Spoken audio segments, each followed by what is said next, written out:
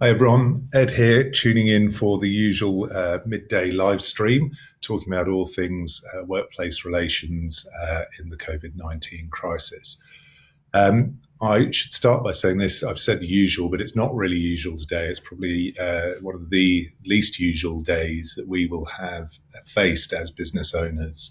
Um, I say that because right now the Parliament is sitting and they are going through the debate relating to the question of this JobKeeper allowance, which very literally, and has been said by Christian Porter, the relevant minister, has said it is a life raft for businesses. And I don't think that can be overstated. It really is a life raft that we're all relying on, and we're waiting to see what is going to happen to that today.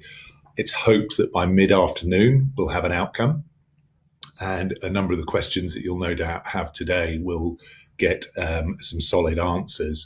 In the meantime, what I'm going to spend today doing is going through what we know so far, taking that from, again, all of the documents that I've been able to find online, including media overnight, really what we should expect by the end of the day. You might say, what's the point? Let's just wait till the end of the day. The truth is, you've got to be on your toes at this stage, and you've got to be planning for what the end of the day might hold, and you should be thinking about it today, regardless of the fact that it hasn't yet been cemented in law. Now, before we do that, I just wanted to digress slightly, but I think it's important just for our own state of mind as business owners at this stage of proceedings to just give ourselves a reminder that we're going to come through this, and we're going to come out the other side, and we're going to be needing to work hard to recover our businesses and seek opportunity during that time. And I listened to something earlier this week that I found sort of spine tingling and really quite reassuring. There's a bit of a risk in raising this. You can tell from my accent that I'm from the UK originally, and this what I'm going to do is quote a passage from the Queen's speech to the UK. So bear with me, any Republicans that are watching, but I think even if you fall into that category, you'll have some respect for what the Queen did in her speech earlier in the week in terms of the leadership characteristics I think that we should all be showing as well to our businesses. These are the words I found particularly powerful. She said this: "We will succeed, and that success will belong to every one of us. We should take comfort that while we may have more still to endure, better days will return. We will be with our friends again. We will be with our families again. We will meet again." If you get a chance, have a look at it online. It's a really, really powerful speech from her. And just those words, better days will return. I think it's a really good reminder to us as we all go through the process, which seems to be something everyone's sharing when we wake up in the morning and we can't quite believe this is actually happening. And we're trying to get through that day to day, trying to present ourselves to our businesses in a way that doesn't reflect any worries and concerns that we have. There was some strength and power in her speech that I found comforting, and you might find as well. So that's a sidebar. Let's talk more about JobKeeper. So JobKeeper, I'm going to tell you what we know to date. And overnight, there have been a few things that I suppose add to what we've been saying here so far. There's not that many things that contradict what we've been saying, fortunately, but there are a couple of things that I do want to clarify, particularly as regards sole traders. There's been a slight change to what we thought the situation would be when this was first announced a week or so ago. So what do we know so far? First of all, who is eligible? So what we know is that not-for-profits who are registered not-for-profits need to show a 15% downturn in income, that is turnover, it's called, relative to the same period last year. The period last year that seems to be getting looked at on its face is March, and that will be calculated by looking at a business activity statement for March and comparing it to the year prior. So not-for-profits, 15%.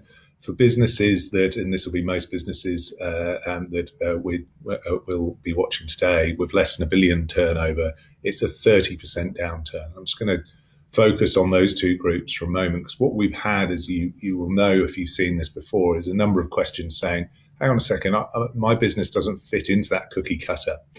How am I going to show 30% downturn? It's not happened yet, but I know it's going to happen around the corner. I didn't operate last March. We had a classic one yesterday from a client in Townsville who was saying that because of the floods there last March, there was no operation. So March this year actually looks better, even though she knows that it's not actually a good month. There's also a bigger problem that I'm worried about, to be honest, and I hope that this gets clarified today. The vast majority of us will be doing BAS on a quarterly basis as small businesses. A few of you flagged this to me in your comments yesterday. There is now the option to move to monthly BAS, which may be a beneficial thing for you for a couple of reasons, but it might also be detrimental, remember, because monthly BAS could mean that you could move to a monthly cash flow payment of any BAS BAS liabilities that might not be good for you to do on a monthly basis. But assuming you're on quarterly BAS at the moment, your BAS statement that's going to go in at the end of April is for the whole of the quarter ending March. Now, in January, February, most of us were wandering along without any idea that this was going to happen, frankly. In March, you may or may not have been hit by a 30% downturn. So there's a question as to how, from a quarterly BAS statement, there's going to be an assessment of this 30% downturn, given that it, on its face, also includes the January and February period. And that's a real worry for small business, because bigger businesses do BAS on a monthly basis, so their March will be more isolated. So that's big problem number one that I hope there's some clarity on today. And the big problem number two is this point that we're not all cookie cutter businesses. Maybe our BAS statement won't reflect what we know is a downturn that is happening right as we speak. And the position so far has been, and the government has confirmed it in its communications so far, is that there will be a pragmatic approach taken by the ATO. There will be some application process through which the BAS activity to the end of March will be looked at, but it seems that you'll have the ability to make submissions in addition to that. Now, remember, the purpose of this legislation is to save jobs. I anticipate what you'll need to do is show through your submission that absent the funding, that there will be jobs at risk. And my hope is that the government will then take, under the legislation as it gets passed, will then take a pragmatic view and fund people. And I say hope and emphasize that because the problem is this. Imagine you are on quarterly BAS. Imagine the answer based on your March BAS is that maybe you've dropped 25%, and a very literal interpretation is taken by the ATO, and that you're not granted this from the inception of the scheme at the end of March. You've then got a whole quarter from the end of March, another 3 months almost from today, where you've got to say, well, hang on a second, I know I'm going to drop 30% in this quarter when my BAS goes in again in, what will it be, in July, so for the April, May, June quarter. But do I pay people until then in the hope that when my BAS gets calculated again, I then get the subsidy and it gets paid back to me? There's quite a lot of confusion about that. So if you get a no today, and let's face it, there are a number of businesses that will know that tough times are ahead. And I've spoken to a number of you that are saying, I haven't yet had 30%. I can see it coming. The kind of businesses that would have had 30% would have been the ones that would have had an immediate shutdown. And beyond that, we all know that the economy is suffering, but you may not yet have had 30% within the space of a month, but it could have been growing over the course of the month. So watch this space. My hope and plea to the government on this is that we get to a position that is pragmatic and doesn't unnecessarily exclude businesses and then undermine the purpose of the legislation. Just on that, the scheme is said to start at the end of March. There was some discussion yesterday about the 1st of March being the start of the scheme. It's been confirmed on its face in the draft legislation that it is the end of March, so 30th of March. So you won't be able to recover wages for March that you have paid. We were asked yesterday about having to top up people over the course of March and so on. The only relevance of the 1st of March is the fact that employees, to be eligible, if they're permanent, will need to have been employed on the 1st of March. And if they are casuals, they will need to have had regular and systematic service for 12 months up to the 1st of March. So that's the confusion with the 1st of March versus the 30th. 30th of March is actually when the scheme starts. But the point about top up and back pay still applies, that you may have run a payroll for April already. You may be just about to run a payroll for April, in which case I wouldn't, if you've done it already, you shouldn't have been paying or topping people up to the 1,500 yet, because we don't yet know the legislation is going to pass. We presume it will. If you're about to do it in the next 24 hours, I'd still wait. But you may have to go back and top those people up in order that you get the subsidy in due course if you qualify. Remember, just because the legislation gets passed today or tomorrow, it doesn't mean that you are eligible immediately. There will be some form of application process. So don't rush out and start spending money until you've got confirmation that you are eligible. So I mentioned there, when it starts, the kind of businesses that are going to be able to apply, the employees that it will apply to. Just moving on to a couple of other questions that have come through about sole traders.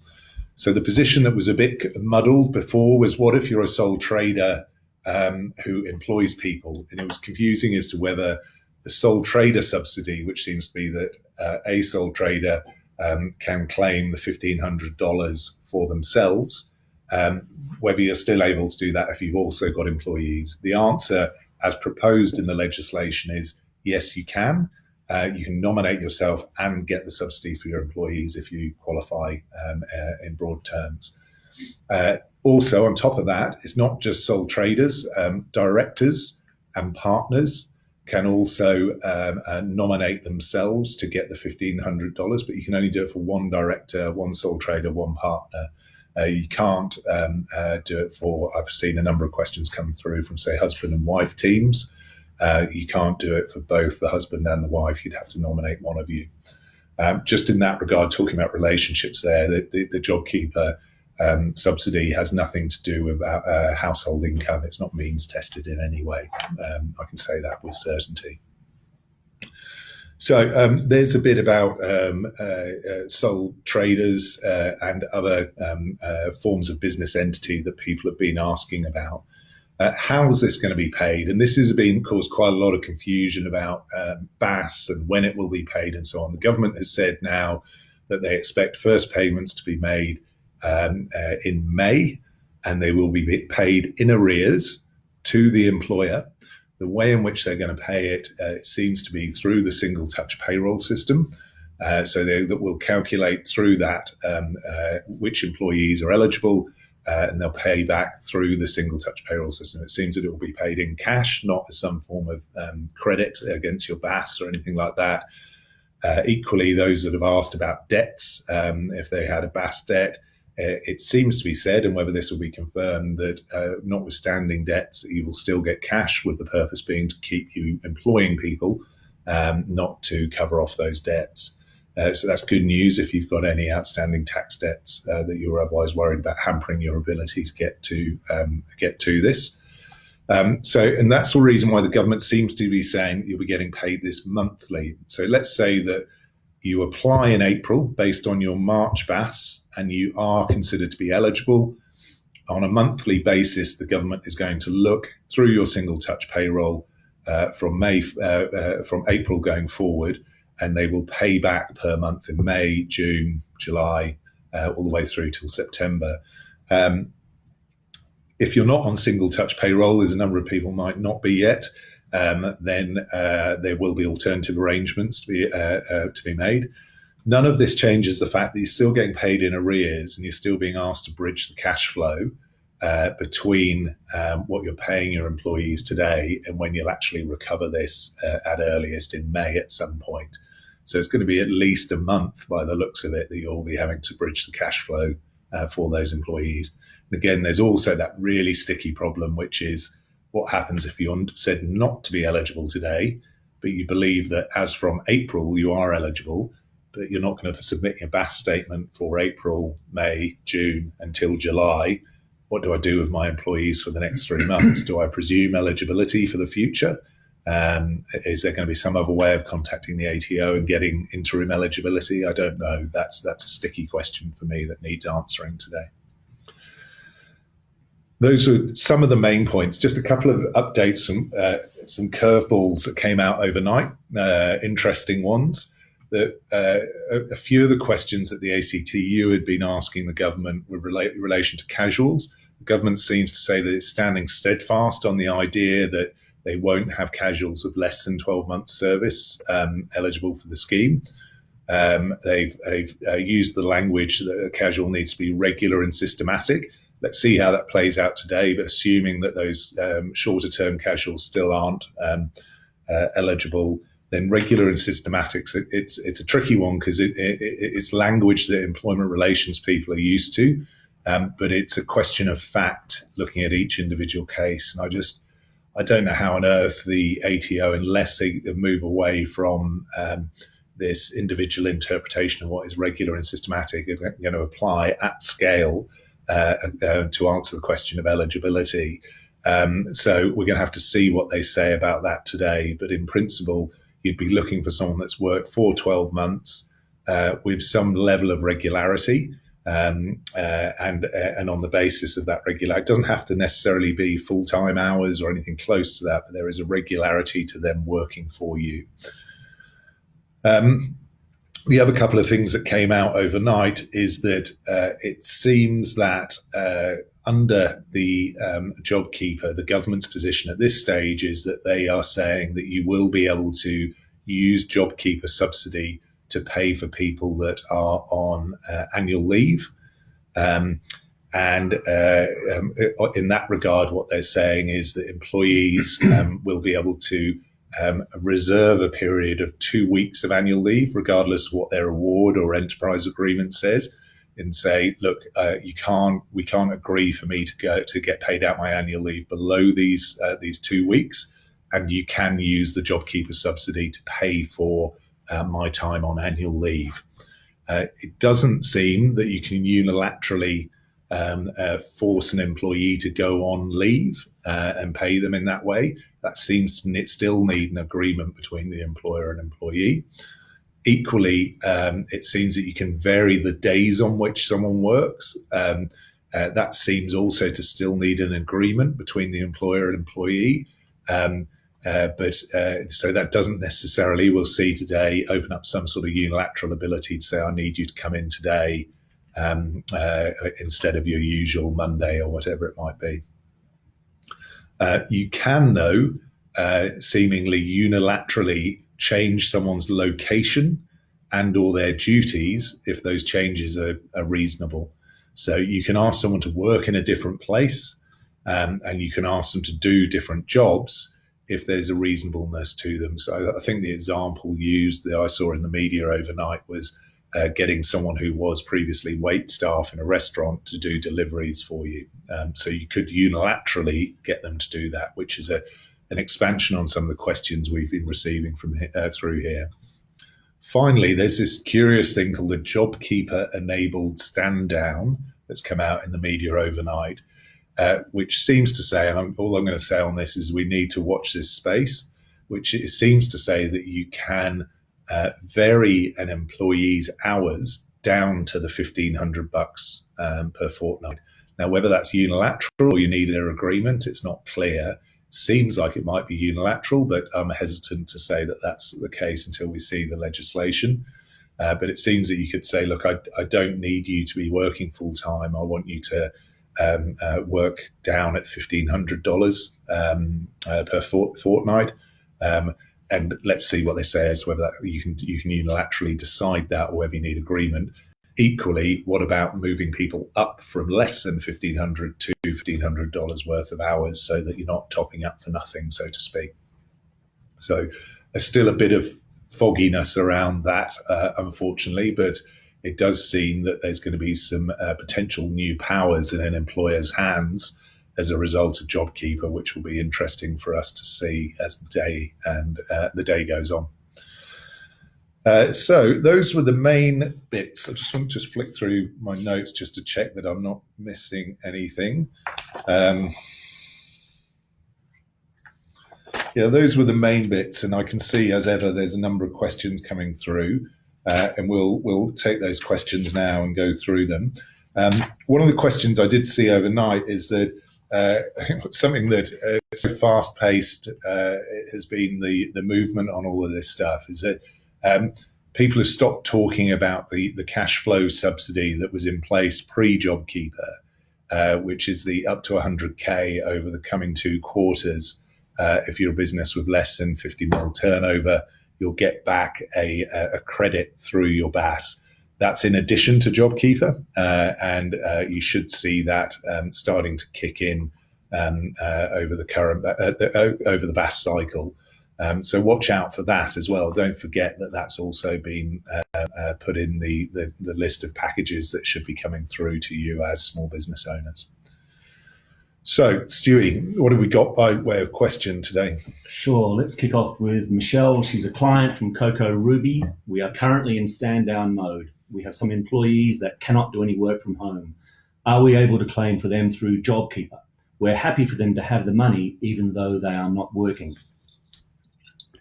So, hi, Coco Ruby. Thank you very much for being a client. The question is, can you... You've got some employees on stand down. They can't work from home. So they're sitting at home, not doing any work at the moment. You're happy for them to have JobKeeper money. Can they get it? The answer is yes, but you'll need to pay them the $1,500 and claim it back later. So there is that cash flow bridge that we've talked about on here before that you, as a seemingly very generous employer, want to bridge. Others might not choose to do that, but that's your decision to make. From Steve, with a few people following this, does the JobKeeper payment attract payroll tax? Does the JobKeeper payment attract payroll tax? What I can say with certainty is that to the extent there's really 3 categories of worker that you might be getting JobKeeper for or paying JobKeeper to. So the first is someone that's doing over and above $1,500 of work per fortnight. And you'd be paying them their normal wages in the normal way, and you would be paying the ordinary taxes, both in terms of withholding and any payroll tax that you're liable to. Have a look at state subsidies in that regard. So in essence, JobKeeper is just an after the event subsidy back for $1,500 worth of their wages. What is not clear are the second and third category of employees, is that those that are on less than 1,500 and you top them up, and or those people who are on zero, as Coco Ruby's just highlighted that they have some employees on that basis, and you're giving them $1,500. The government is saying you can choose whether to pay super on that, which seems to indicate that they are not consequently wages that you're paying. So it's not clear how, on an accounting methodology, you're meant to do withholding tax on those, and also whether they will create potential payroll tax liabilities. So I'm not a tax expert, frankly. Your accountants will be, so speak to them. But that's the sort of thing that we're going to need some detail on today. Samantha asks, if a casual employee being topped up with JobKeeper calls in sick more often or cancels shifts more often or is not available to work more often, what are my options? So a casual employee that doesn't earn $1,500 a fortnight, you're topping them up because of eligibility, but they keep cancelling shifts, not turning up and so on. What are my options? It appears that if you've decided to be part of the scheme, that you're in the world of topping them up. Now, one of the questions that really throbs on the front of the FAQs the government has issued so far is this. They have said on its face that if you are eligible and you apply and you get accepted for the JobKeeper scheme, it says on its face that you're meant to pay that to all eligible employees. Now, there is a conflict between what's suggested there and what we've been saying here. And the reason for that is this, is that I can't see a way in which the government can force you to pay $1,500 to, let's say, the malingering casual or the person that has otherwise agreed unpaid leave. I don't know how they're going to force you to pay extra money to those people just because you are eligible for the scheme and might otherwise be using it to subsidise people who are actually working for you. That's not clear to me. We'll have to get an answer out of the government today on that, because otherwise you're going to be beholden to paying people $1,500 and claiming it back from the government in due course when they might otherwise not be playing their part in an employment sense.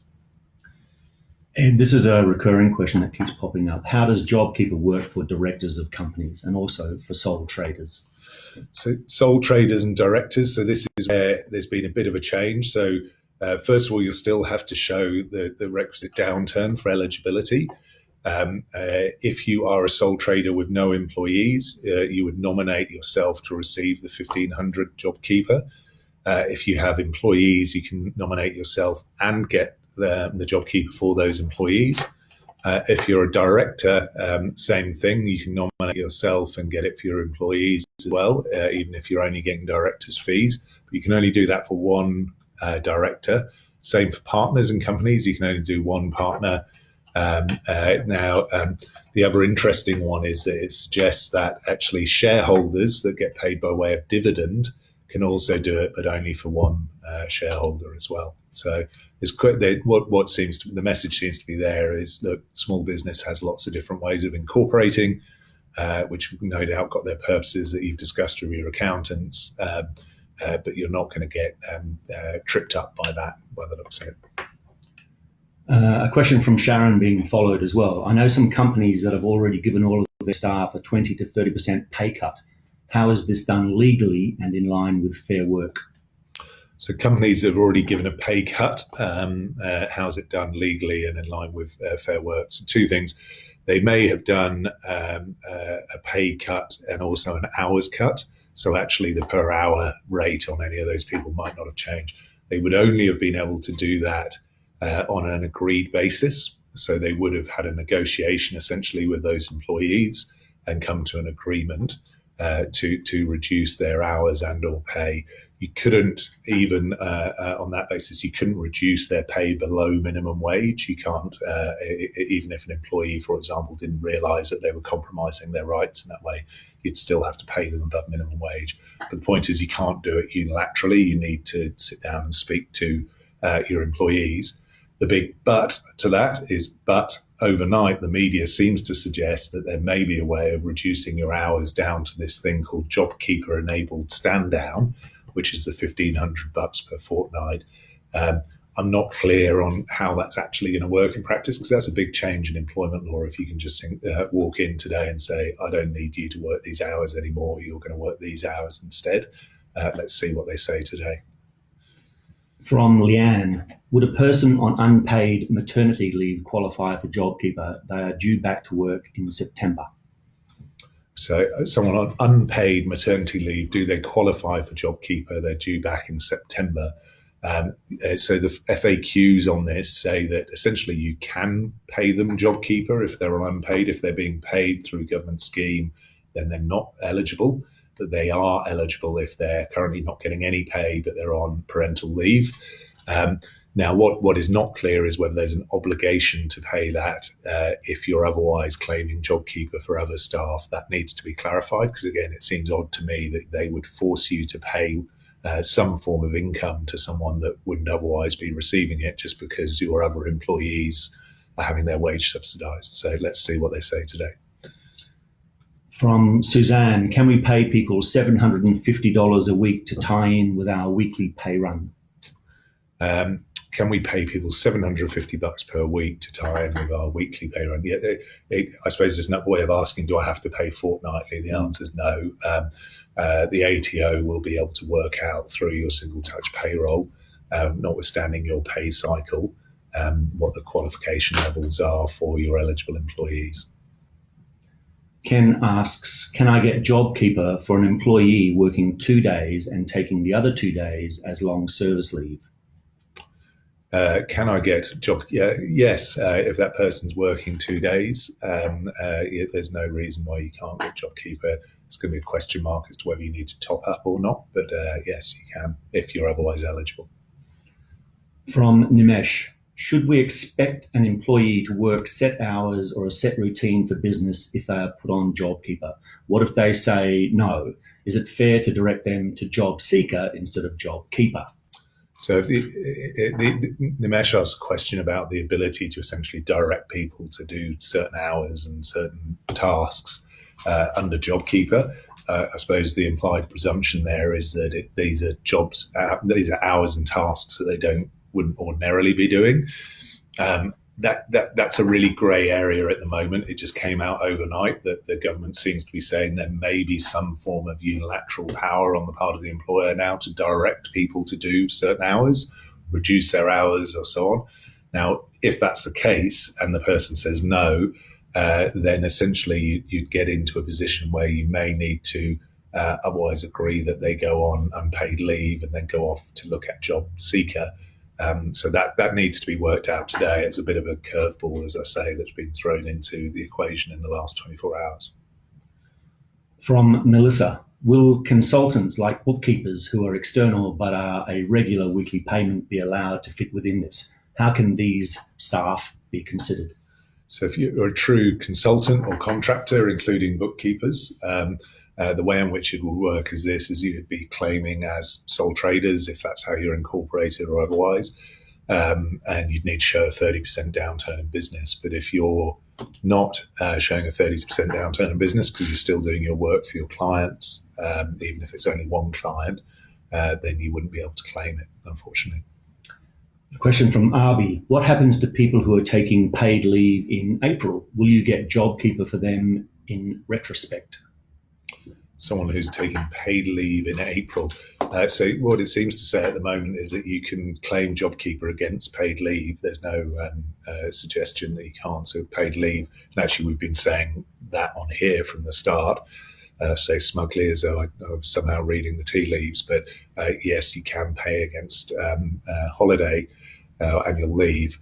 The only way in which that's not going to turn out to be true is if I know the ACTU doesn't like that. Whether Labour will seek to object to it today in the debate in Parliament, I don't know. But the government's position, Christian Porter's position, has been yes, you can set off JobKeeper against paid annual leave. From Rebecca in the construction industry, our deposits are down for future builds, but cash is fine as it relates to jobs created last year, so revenue will look fine. Are we likely to be excluded from JobKeeper? So good question about construction. Perhaps a little known fact is that there's more construction businesses in Australia than any other type of business. So it's a big question, this. This is what you've got construction sites that are currently working, they're allowed to. They're on the working through jobs that they'd already had booked, and assuming that their clients are still paying them, they'll be carrying on those. But what they're being impacted by is people not making decisions about future projects. My hope is that when it comes to explaining that you're to the ATO that your impact is this, that actually you'll be able to show that over the course, even if you can't show for the March period, you'll be able to show over the forthcoming periods that you have had or will have a reduction, and that the ATO will take a view on that so that you maintain your employees. A question from Kylie, it's being followed. We have an apprentice and it can apply for the apprentice subsidy of 50% of their wages. Are we able to receive JobKeeper payments for apprentices rather than the apprentice subsidy? So the apprentice subsidy only applies to certain businesses. It sounds like it is applicable here. The JobKeeper is expressed to be available to everyone unless it is expressly said in the other subsidy that you're not entitled to it. I haven't seen, actually, interestingly, anything on the apprentice subsidies say you can't get both or the other. But you'd need to look closely at that to see whether the apprentice subsidy says that you can't have that and JobKeeper. So that's to be worked out.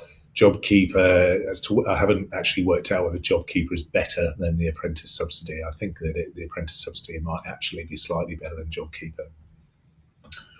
A general question relating to COVID from Pamela. Does your employee have to come to work if it is safe to do so and you ask them to? An employee should come to work, yes, if it's safe to do so and you have asked them to.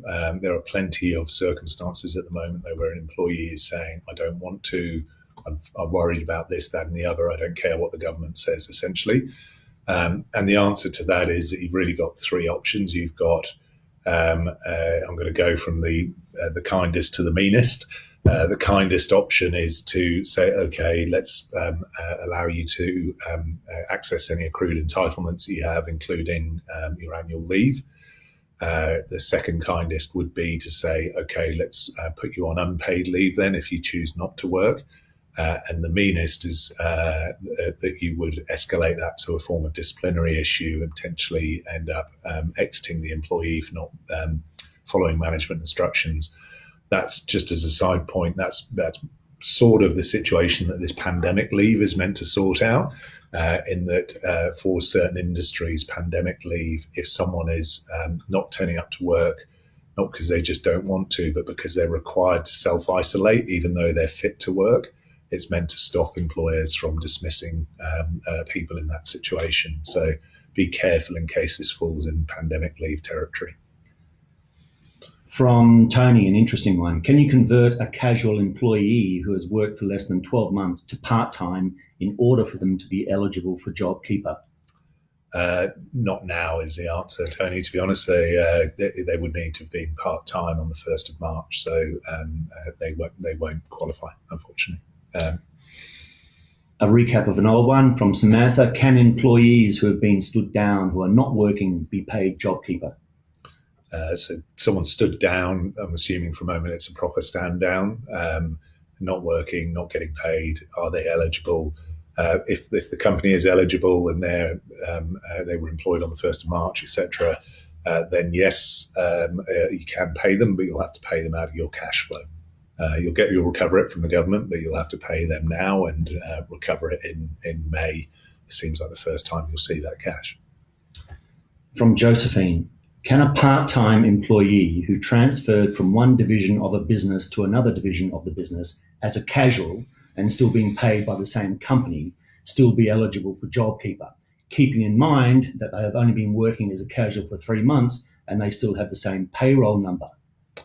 So were they always a casual and they've been casual for 12 months?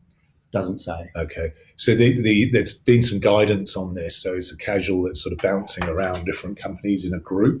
And if they've been doing that for 12 months, then yes, they will qualify as long as they're in the same corporate grouping.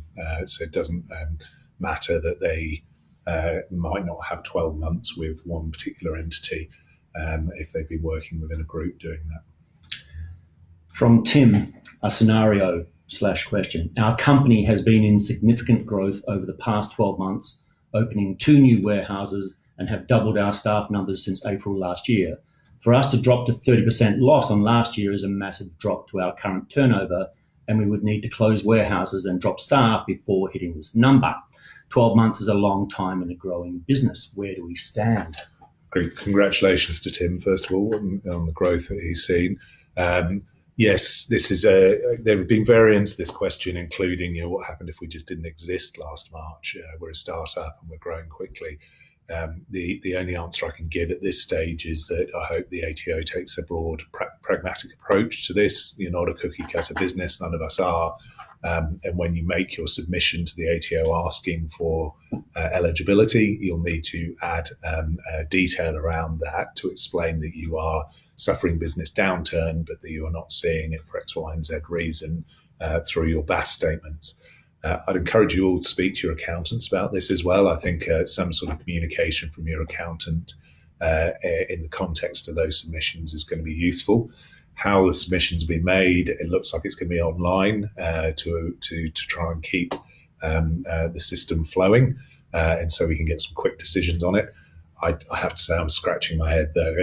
There's over a week ago there was over 500,000 businesses that have registered interest in JobKeeper. I don't know how many it is today, but How on earth they're going to process that many applications, I don't know. So I'm assuming that they're going to take a pretty broad brush approach rather than an overly technical one that would exclude Tim and other businesses. From Matt, our client, can we implement the $1,500 JobKeeper on the 16th of April? This is the start of our next pay cycle, or will it automatically be backdated to the 30th of March? Matt asks, as a client of ours, thank you. Can he implement on the 16th of April, or will it automatically be backdated? So it depends on when you are seeking eligibility or granted eligibility from, and that's to be determined on what the application process is. But the program starts from the 30th of March. Presumably you'd like to be eligible from the 30th of March if you can be. And if you pay on the 16th and you don't yet know about your eligibility, I'd say don't pay anything that looks like a JobKeeper subsidy at that stage. Just pay your normal wages, and don't pay those that are stood down or anything like that. And then wait and see that until you've got confirmation. If you have to go back and top up a bit, then so be it. That's the way you'll need to do it. A recurring question raised by Penny, works in childcare. Most of my 25 staff are casuals who earn a lot less than $750 per week. They would all be eligible, but some only earn less than $100 a week. Do I need to put all on JobKeeper? Good question, Penny. You're a classic example in childcare. This is where you've got a big number of people on your payroll with varying amounts of income, most of them under the $750 a week. Are you really being asked to put them all on a top up to $750 a week that you've got to cover out of cash flow somehow, pending repayment in May? As I say, there's this curious sort of throwaway comment in some of the documentation from the government so far, which seems to say that it's almost like a one in, all in. But bear in mind that these people are casual. It doesn't seem to me that if they've got over 12 months service, they are potentially eligible. But I just can't see how the government's going to make you pay. Let's say someone's earning $100 a week. How the government is going to enforce that you then top that up to $1,300 on top of that and somehow find the cash flow to do it. It seems mind-boggling to me. So let's just watch this space today, and hopefully we'll get some clarity on that. We've touched on this, but it's worth another question from Simon. I contract all of my staff as independent contractors. Do we as a company qualify to pay JobKeeper to these contractors who qualify? So Simon pays all people as independent contractors. Yeah. So assuming they are independent contractors and you pay them as that on invoice and so on, then it would be up to them as sole traders or otherwise to make applications for JobKeeper themselves. Because you don't pay them through payroll, they won't show up as being eligible employees. Alicia asks, I have heard of a few businesses forcing employees to take their leave entitlements with no mutual agreement. How can they do this legally? And is this an option for business owners? So as of right now, the idea of forcing someone to take leave and entitlements would be a breach of employment law. I don't know who those businesses are. I dearly hope they're not clients of EmploySure, because they shouldn't be doing that if we're advising them correctly. They need to be consulting with those employees, and if they've got a good, strong relationship with those employees, they may well find a good amount of collaboration and people agree to go on paid or unpaid leave. But they shouldn't be forcing people to do that. I say as of right now because of this curious concept of a JobKeeper-enabled stand-down and what that's going to mean. It seems to be saying over the course of the just reading through the media that you can get people to go on leave, but it still needs to be by agreement, but they can't go below 2 weeks leave. There's just a lot of fogginess about it at the moment that we need some clarification on today. From Stephanie, if a casual employee has applied for Job Seeker in the meantime, how, if at all, does this transition to JobKeeper? So if a casual employee has applied for Job Seeker, and let's say they've been granted it and they subsequently get JobKeeper. Let's say that they're on agreed unpaid leave at the moment, and you decide to give them JobKeeper. They have a positive obligation to update Centrelink to say, "Hey, my financial circumstances have changed," which may then reduce their entitlement to job seeker. It would mean that that entitlement or that benefit would stop. Recap question. If we make an employee redundant, how much time do we have to pay out the annual leave component? So if you make someone redundant, how much time do you have to pay out the annual leave component, i.e. in any redundancy package? So let's assume for a moment, even if you made someone redundant today, they would have some period of notice to work for you. And you should ideally pay that out in their when you pay out their final entitlements, which would normally be at very latest in the payroll following the termination date.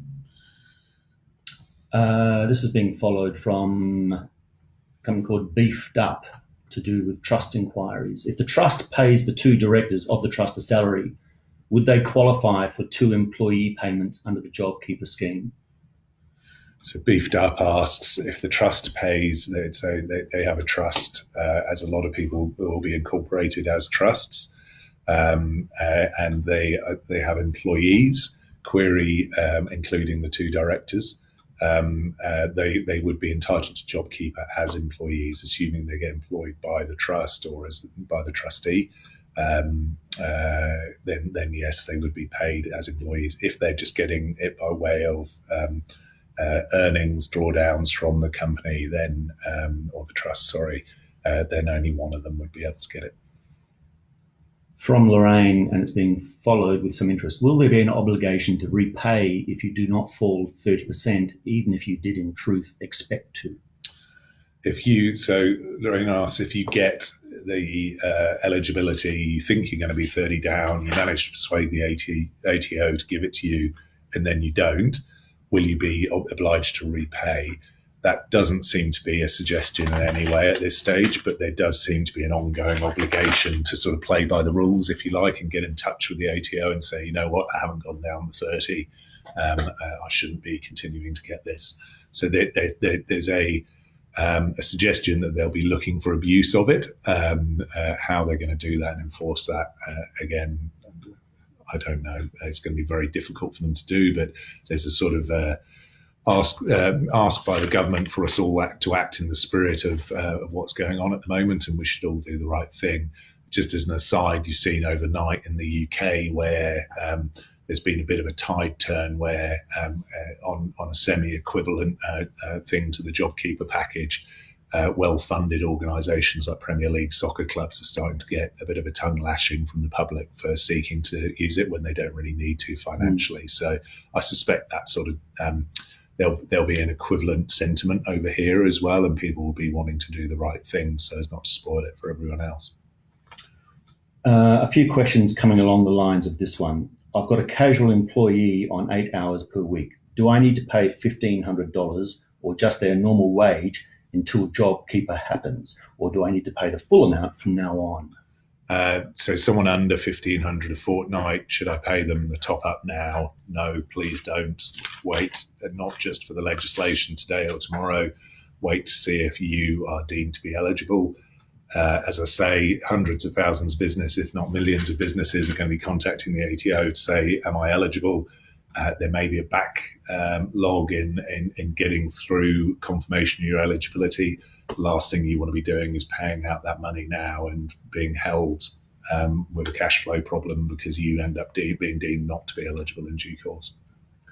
From Tony, an Employ Sure client, I have been forced to stand down 20 casuals thus far in my business. If all of these casuals qualify for JobKeeper, am I obligated to offer all casuals a position, or can I choose how many casuals my business requires? Based on my loss of business, I may only require 6 casuals. Great question from Tony. So he's got 20 casuals. I'm not sure about permanent staff, but he's got 20 casuals, none of them working at the moment. Doesn't think he'll need all 20 of them going forward. It sounds like all 20 of them have got the 12-month service. That means that they are eligible. Does he have to do it for all 20? So again, this is my view, and I emphasise it's my view. I cannot see a way in which the government requires you to pay out $1,500 per fortnight to 20 people that you prospectively don't need for your work. I suspect it will only be on the 6 that you do need, but that goes hand in hand with a number of questions that we're getting is that, do I have to do this for everyone or just for some employees? My view would be that you are claiming it for those people that you are paying and need to retain.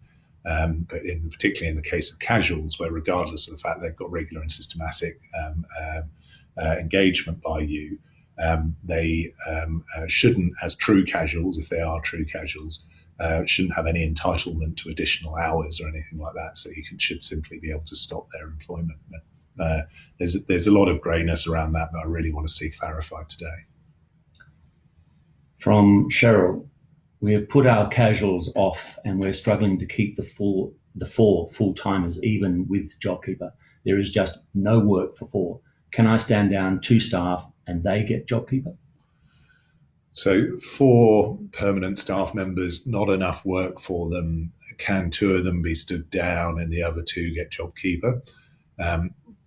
So this goes hand in hand with the point that I was just making there, which is I can't see how in a case where, first of all, it doesn't sound like you'd be able to stand those people down, subject to what comes out today with this JobKeeper-enabled stand-down concept. But as the Fair Work Act sits right now, you can stand down those 2 people because you've got a slowdown in work, not a shutdown. It may be if you haven't got enough work for all 4 people, what you'd need to do is consult them as to whether they could all reduce their hours to a level that you could be subsidised by JobKeeper. If that's not possible, then you may need to look at other alternatives. It may mean that you have to look at laying off a couple of people through a redundancy process. But let's see what happens with this JobKeeper-enabled stand-down today to see if that helps you out. From Lisa, she's a client, she works in manufacturing, and she puts a scenario. How about if you're making Easter a 6-day break, a bit like when you shut down at Christmas? We need to spread our work and want staff to take unpaid or annual leave if they agree. So can you make Easter a shutdown period, a bit like Christmas, and get staff to take unpaid or paid annual leave? So a few questions wrapped up in that. In theory, yes, you could have a shutdown. There are notice requirements on a shutdown. You need to give reasonable notice, subject to what particular awards say as well. So be very careful about that with the specific awards in your business, Lisa. But in theory, yes, you could have a shutdown. In a shutdown, you would ordinarily pay people annual leave if they've got it accrued. If they don't, then there's a possibility of not paying them during that period. So have a look at all of those things. I just want to sort of scream out for a moment here this real oddity with the question of shutdown, stand down, and public holidays. This is really a live issue with Friday and Monday coming up. If your employees would otherwise have worked on Friday and Monday, if they are on a stand down, even though you're not obliged to pay them for the non-public holiday days, you are under the Fair Work Act required to pay them for Friday and Monday. So you have this real oddity in your payroll that you need to pay them for those 2 days if they would otherwise have worked, even though you might not have any other obligation to pay them. That's going to have to mesh together with whatever comes out of JobKeeper in the next 24 hours. But be very, very careful of that. I just don't want to hear about businesses getting caught with underpayments post these public holidays. I really wish Fair Work had been a bit clearer about that because they've said nothing on the subject so far. Now, back to Lisa. Can she shut down her business for 6 days? If she gave reasonable notice, yes, potentially. The simpler way of doing that is to agree that with the employees and just have a consultation, as it sounds like it's possible in her case. Paul asks a pretty hot question at the moment, just a general recap or clarity on how do you show 30% downturn? So how do you show 30% downturn? So the government seems to be saying it will be done on your March BAS, whether that's the end of the March quarter or the March month, depending on how frequently you do your BAS returns. Again, you can apparently choose to do monthly BAS returns at the moment, even if you're on a quarterly cycle, like most small businesses. And they'll look at it versus the prior March, if that's available. And you will also be able to make submissions to the effect that it doesn't show 30%. This is why, but I should still be considered. That seems to be the processes I can best determine at this stage. Sujin asks, what can we do to support the migrant visa employees who are not eligible for either JobKeeper or job seeker? Great question. You've got migrant employees under whichever visa arrangements they are under, maybe student visas, maybe working holiday, maybe sponsorship. They don't seem to be able to get JobKeeper or job seeker. And there's a lot of people, and I don't think it's exaggerating to say this could cause real problems. In Australia, we have a large migrant workforce, and these people that currently are not being subsidised by the government. So there's a sort of disincentive to carry on with them on your books. Be careful, first of all, if you end up terminating their employment because you're not getting subsidies, that wouldn't change the fact that there's a potential discrimination claim there if you terminated them on grounds related to their residency rights and so forth, working rights. Second to that, if you want to look after them and carry on paying them, it would be coming out of the business's own pocket without the subsidy. And that's a business decision for you to take. But I'd ask you to take that in the context of being very wary of potential claims for things like discrimination if you get it wrong. Samantha asks, I terminated an employee on March 3. Do they have any eligibility for JobKeeper, or do they need to seek alternative assistance individually from Centrelink? So an employee that was terminated, I'm assuming a permanent employee on March the 3rd, no, they won't have any eligibility for JobKeeper, even if your business is, because the scheme won't start till March the 30th. Good. Excellent, guys. It's another hour that's flown by. I hope that's been some use to you. We will carry on as ever answering your questions through Facebook. We'd also encourage you to look at the resources on employsure.com.au/coronavirus, employsure.co.nz/coronavirus. They're being updated frequently. I can also confirm for the clients out there who've had a number of questions about will we be providing documents to you to help communication about JobKeeper and so forth with your staff? Yes is the answer. You'll be getting an email from us today giving you an update on the status quo as it is. And the kind of resources that are going to be available to you so that you can act quickly, deal with this as we see it come out of Parliament and hopefully pass into legislation in the next 24 hours. So guys, good luck. Tomorrow we'll know a lot more. No doubt it'll be a busy session. We'll focus again on JobKeeper tomorrow. And then we'll carry on helping people out and taking the direction as we see it from you guys. Thank you.